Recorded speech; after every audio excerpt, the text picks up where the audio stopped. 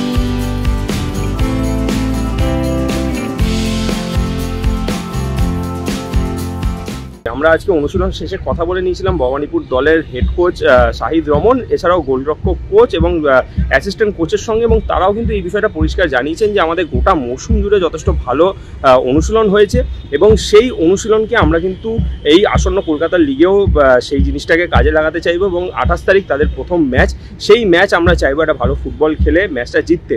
এছাড়াও আপনারা জানেন যে এই ভবানীপুর দলে বেশ কিছু চেনা মুখও কিন্তু রয়েছে, যারা কিন্তু বাংলার ফুটবল তথা ভারতীয় ফুটবলের চেনা মুখ, যেখানে সামাদ আলী মল্লিক থেকে শুরু করে শঙ্কর রায়ের মতন ফুটবলার, এছাড়াও বাইরের রাজ্যের ফুটবলারের মধ্যে কিন্তু এই ভবানীপুর দলে রয়েছেন বিদ্যাসাগর সিং। আপনারা জানেন যে একটা সময় ইস্টবেঙ্গল দলে দাপিয়ে ফুটবল খেলেছেন তিনি, এবং এই মরশুম তিনি এই ভবানীপুর দলে।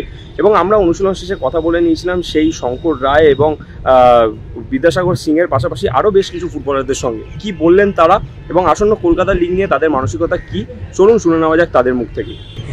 আমাদের প্রিপারেশন ভালো চলছে, মানে আমরা বিশ্বাস করি সেভাবে আমাদের ছেলে পারফরমেন্স দিচ্ছি প্র্যাকটিস থেকে, আমরা বিশ্বাস করে আশা করি ভালো।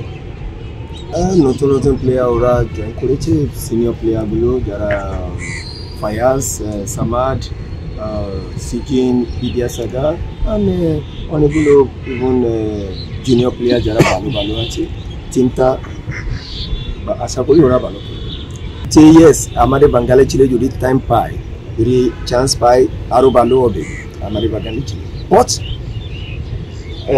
সেকেন্ড হচ্ছে বারে ছেলে যারা খেলবে যদি একটু বারো ছেলে মেবি বেশি চান্স পায়, ইয়েস কম্পিটিশন আরও ভালো হবে, আমি সেটা মনে হয়। বাট ওয়েল এটা হচ্ছে ডিসিশন, IFA डिसीजन, सो कुछ करा नहीं।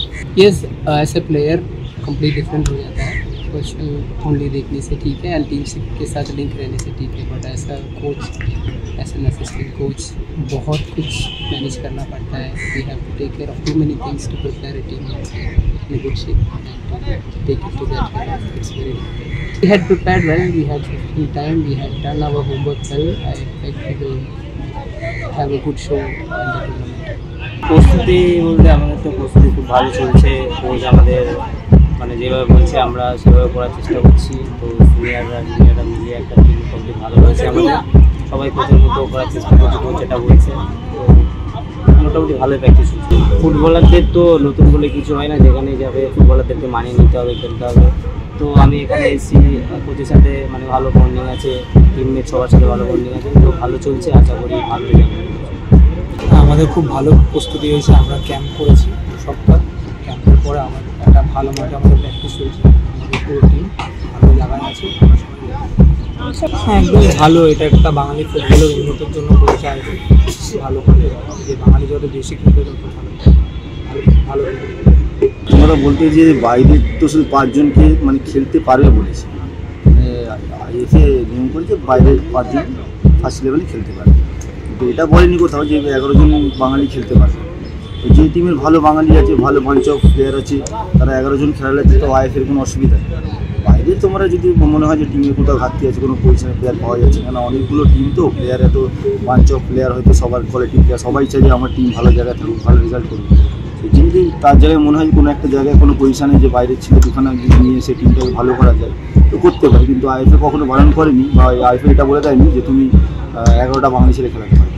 তো আমার মনে হয় IFA একটা বুঝে শুনে ভালো সিদ্ধান্ত নিয়েছে, কারণ আমার মনে হয় যে বাংলা ফুটবল আরও দেখো। আমাদের সবচেয়ে বড় কথা যে গতবারও আমাদের ভালো রেজাল্ট হয়েছিল, এই একই করছিল, আমাদের অফিসিয়ালরাও সব প্রচুর সাপোর্ট করেছে আমাদের। তো এই বছরও আমাদের সেম প্রসেসিংই আমরা এগোচ্ছি, কোচের ফরমেশন, কোচের প্ল্যানিং এবং আমাদের সাপোর্টিং স্টাফ এবং আমাদের জুনিয়র ছেলেরা সিনিয়র ছেলেদের নিয়ে যে মাঞ্চক যে প্লেয়ার হয়েছে, আমাদের টিমটা যে করা হয়েছে খুবই ভালো। অনেক প্লেয়ার অনেকগুলো ISL থেকে এসছে, কেউ সন্তোষ ট্রফি চ্যাম্পিয়ন হয়ে এসছে। তো ন্যাচারালি আমাদের টিমটা খুব একটা ভালো হয়েছে, আর বন্ডিং খুব ভালো আছে টিমের মধ্যে। আশা করি যে আমাদের যে 28 তারিখ ম্যাচটা আছে আমাদের ভালো রেজাল্ট হবে এবং প্রথম ম্যাচ সবার জন্যই ভাইটাল। তো লেটস সি কী হয়, দেখা যাক। Very great, and we are ready for our first match. We will do everything for it. This year, we try to win every tournament we play. Also, even the third division also, we will win everything this year. Yeah, I think we have preparation well. Team and our coaching staff also we working hard. Now we are ready for the tournament. So, like I said, we have good training session, and last week we have game in Kalyani. Then now we are ready for our first match. मेरा नाम जडेजा है, मैं last year Kerala United में था और इस साल भवानीपुर में CFL के लिए आया और हमारी प्रिपरेशन बहुत अच्छी चल रही है। कोच पूरा टीम को एक साथ लेके चल रहे हैं, so we are well prepare for the match. मेरा नाम सिजन है, मैं गोकुलम में गया last year, so I got call from here, so they are playing third division I League and Kolkata League, so I am interested to play third division I League also, so I came here. Yeah, we are doing very good here. First match is our 28th. We will do our best. First of all, as a player, we need game time show. That is why I want to play for Bhavnipur. Yeah, as a player, I want to play and I want to come back because for the last 4-5 years I didn't play the game and I didn't get good time also. So I want to play this time. I told you before also, everyone have off and down time, so now it's my time to show off. So that is all. My target is simple. I want to play a good game and I want to do something for the Bhavnipur club also. যুব ভারতী থেকে সায়ন দে, race sports.